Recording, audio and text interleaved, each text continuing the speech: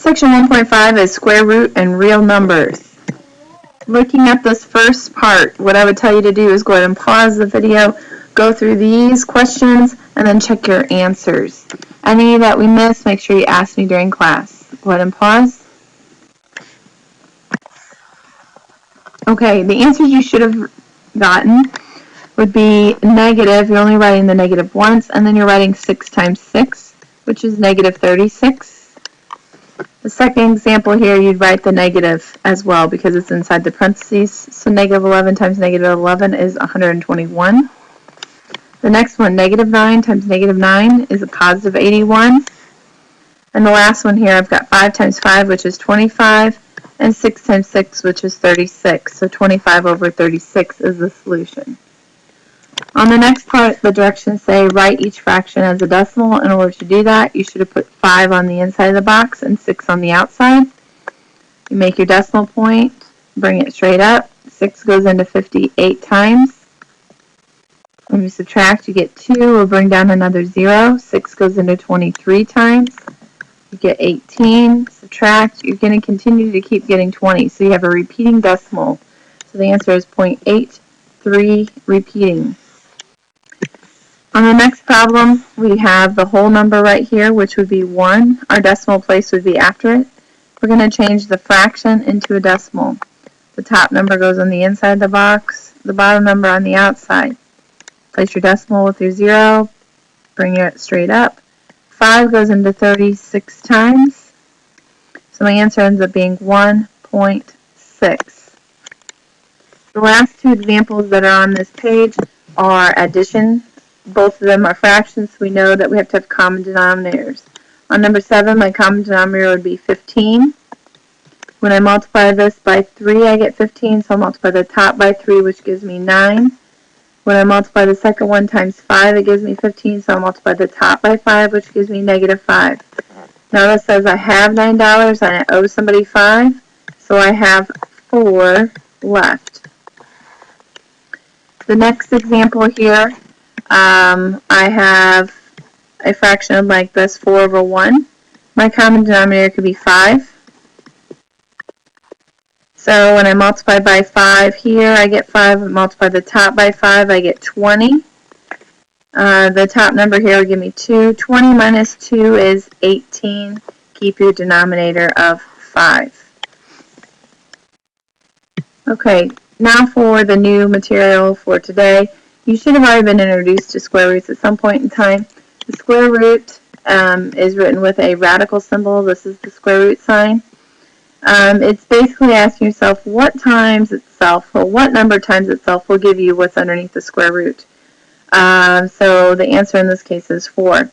Now the other type of square root that you can see is when you have a negative out front. You still are figuring out what is the number that will give you 16. It's just that the negative gets carried along the way.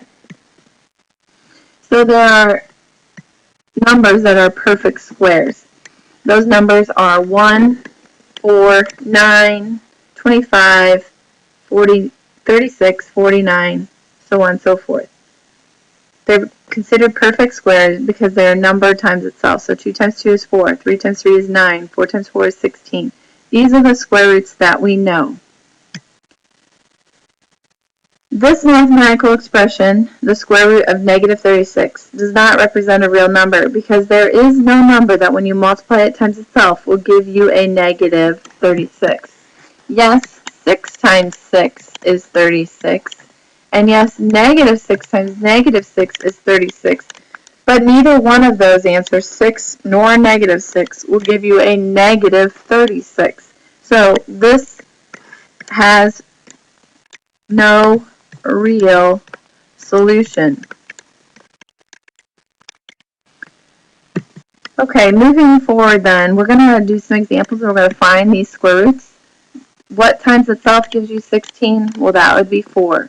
What times itself gives you 9? That's 3. We just need to carry this negative along from out front. When you have a fraction, separate it. So say the square root of 25, well, that's 5, and the square root of 81, that is 9. When you square root something, the square root goes away. Square roots of many numbers like square root of 15 are not whole numbers. You could type that in a calculator and you would get the approximate answer here. So without a calculator, what we can do is use perfect square roots to help be able to figure out the actual or an estimate for the square root. So here's a problem-solving application. As part of her art project, Shonda will need to make a square covered in glitter. Her tube of glitter covers 13 square inches. What is the greatest side length Shonda's square can have? So a square, remember, area is found by multiplying side times side. So what it's saying is that side squared, s times s, is going to cover 13 square inches. The problem is that we don't know a number times itself that will give me 13. Now, if this had said 25, I would have said the answer is 5 times 5. But since it says 13, I can't do this off the top of my head. So the opposite of squaring something is square rooting it. So what we're going to be doing is finding out what is the square root of 13. Looking at a number line, I can find perfect squares that are close to 13. I know the square root of 9 is 3, and I know the square root of 16 is 4. And square root of 13 is somewhere in between them. It's closer to the 4 than it is the 3. So we could say maybe it's 3.75. Maybe it's 3.6. There isn't an exact answer to this. It's just an estimation. Now, we could continue getting even more exact, but we're not going to worry about that. We're just going to make a good guess. The next part says Nancy decides to buy more wildflower seeds and now has enough to cover 38 square feet.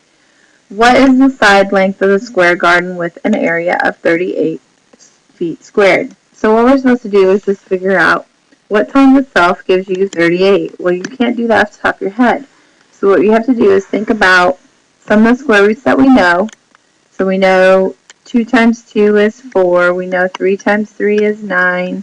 We know 4 times 4 is 16. We know 5 times 5 is 25. We know 6 times 6 is 36. Finally, we're getting close to that 38. So I'm going to look at the square root of 36, which is 6. And I'm going to look at the next part, the next one I know, which is 49. The square root of 49 is 7. Now, the square root of 38 would be somewhere in between these two, but definitely closer to 6. So I would say, maybe the answer is 6.2 or 6.1. Any of those things would be very reasonable.